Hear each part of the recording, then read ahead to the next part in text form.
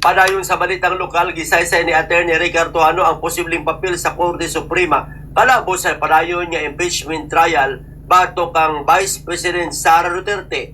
Mato ni Cartojano, molihok lamang ang Supreme Court kung adunay mga espesipikong rason na gitugutan sa balaod. Ilabi na kung adunay klaro nga isyu nga may kalabutan sa konstitusyon.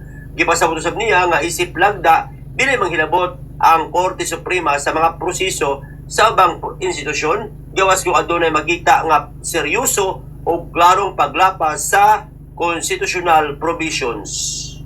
Ang atong Korte Suprema manggod, mulihok na ni siya kung una no sa term no sa pangapamalaod kanang nay giningon nga justiciable controversy no sabot nga musulod bagud sila o kinahanglan bagud silang musulod pirmi no paduha kanang giningon nga right hinog na ba siya so may ubang nga hinay man kaayo atong Korte Suprema tungod kay atong Korte Suprema bumbued na ang ilang kuan magod is labi na sa kanang away sa mga political departments no sa gobyerno as a rule di na sila mo apil-apil. Oo.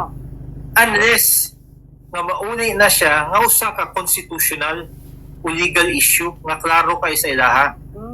Pero kung di kay klaro sa ilaha mong buwed na mo na sila no mukuha na sila mukuha na sila medyo dugay kani atong Korte Suprema usa ni siya ka deliberative body pod. Duga ni Cartojano nga impeachment trial pabilin nga proseso sulod sa jurisdiksyon sa Senado samtang ang papel sa Korte Suprema limitado lamang sa mga isyung legal nga angay nilang aksyonan. Dugang detalya